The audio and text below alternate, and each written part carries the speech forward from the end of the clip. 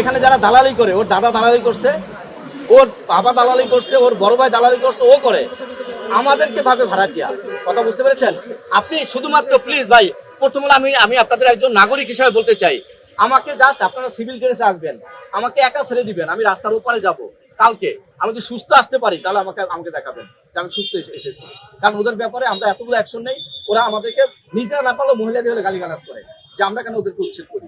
একটা চ্যালেঞ্জ ভাই দিয়ে যাই, পাসপোর্ট অফিসার কাউন্টার থেকে ফেরত গিয়েছে, কিন্তু সেই একই ফর্মে দালালকে টাকা দেওয়ার পরে পাসপোর্টটা হয়েছে, এরকম প্রমাণ দিবেন। এই মুহূর্তে এখানে নাকে খত দিয়ে যাব। আমি বলতে পারবো যে কেউ বুকে হাতে বলতে পারবেন না নিজে অথবা নিজের কোনো আত্মীয় স্বজন মোস্ট রিসেন্টলি অথবা গত 2 বছরের যৌক্তিক কোনো কারণ ব্যতীত আমাদের কাউন্টার থেকে ফেরত গিয়েছে। আমি মোহাম্মদ ইসমাইল হোসেন, উপপরিচালক, বিভাগ passport visa office, Agargaon, Dhaka. আমি আপনাদেরকে কয়েকটা জিনিস শুধু দেখাবো।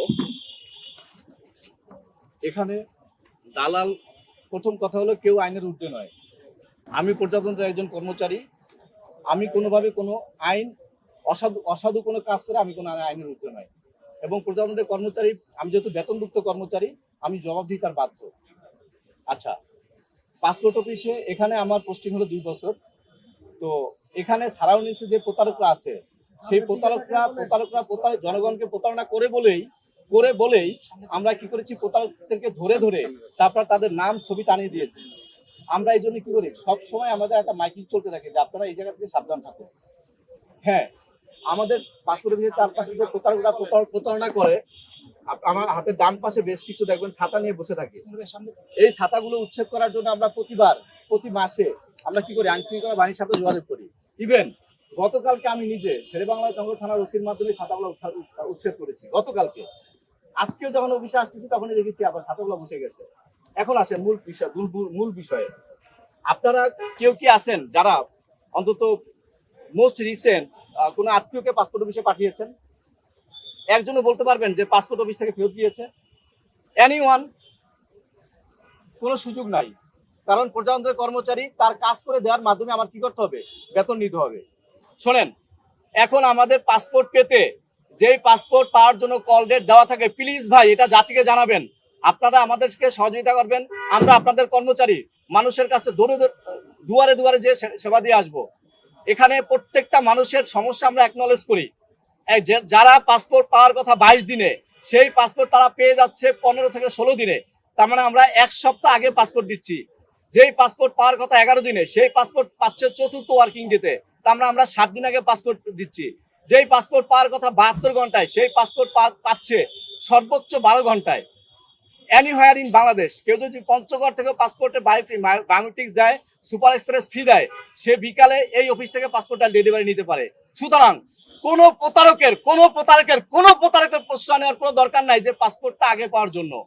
আর এখন আরেকটা বিষয় দেখেন, এখন কিন্তু কোনো রকমের তদন্ত হয় না, শুধু এনআইডি অনুযায়ী পাসপোর্ট হয়। সুতরাং এখন কিন্তু অ্যাটেস্টেশন লাগে না, এখন কিন্তু 4 পৃষ্ঠার হাতে লেখা ফর্ম পূরণ করতে হয় না। এখন ঘরে বসে অনলাইনে ব্যাংকে টাকা জমা দেওয়া যায়, ঘরে বসে ফর্ম পূরণ করা যায়। এই বিষয়গুলো কিন্তু অনেক স্মুথ। যে কোনো প্রতারকের বাচ্চাদের বিষয়ে আপনারা প্রতিরোধ গড়ে তোলেন, ওদের জন্য অ্যালোপ্যাথি ব্যবস্থা নেন, ওদের জন্য আমরাও ডিস্টার্ব। এই জন্য প্রতি মাসে আমরা কি করি, আমাদের আজকে যারা আইন শৃঙ্খলা বাহিনী যারা দেখতে পাচ্ছেন, তাদেরকে সাধুবাদ জানাই যে তারা তৎপর আছেন। আজকে এই জন্য তাদের অভিযান সফল হয়েছে। এবং প্রতি মাসে আমরা তাদেরকে সচিত্র চিঠি পাঠাই যে this is the miscreants and they deceive the general passport service seekers.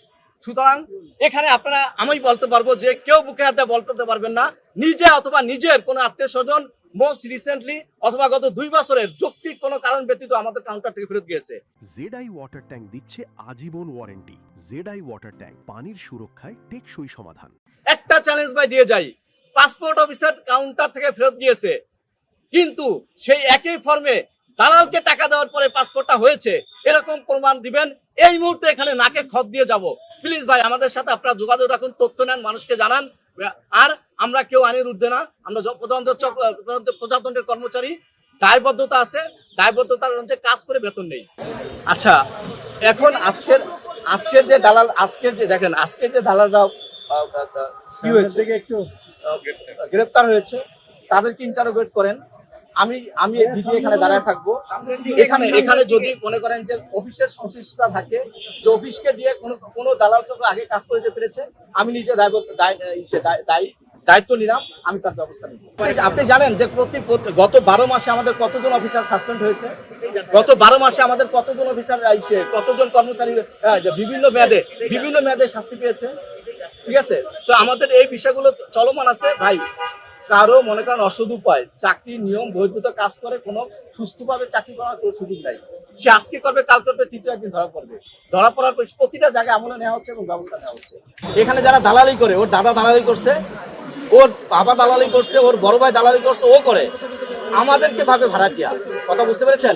আপনি শুধুমাত্র প্লিজ ভাই, প্রথমে আমি আপনাদের একজন নাগরিক হিসাবে বলতে চাই, আমাকে জাস্ট আপনারা সিভিল ড্রেসে আসবেন, আমাকে একা ছেড়ে দিবেন, আমি রাস্তার উপরে যাব কালকে।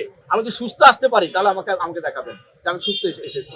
কারণ ওদের ব্যাপারে আমরা এতগুলো অ্যাকশন নেই, ওরা আমাদেরকে নিজেরা না পারলেও মহিলাদের হলে গালিগালাজ করে যে আমরা কেন ওদেরকে উচ্ছেদ করি। ওদের বুঝতে পেরেছেন কথাটা ভাই? প্রথম আমি সমাজের একজন প্রতিনিধি, তারপর আমি চাকরি করি। আপনারা যে কোনো বিষয়ে আমাদেরকে স্পেসিফিক কথা হলো, স্পেসিফিক কথাটা এখন কমন হয়ে গেছে। যে কোনো বিষয়ে জানাবেন, আমরা অবশ্যই সেটা আমলে নিব। আর আপনাদের তথ্যের জন্য আপনারা তথ্য অধিকার আবেদন করবেন, আমরা আমাদের সব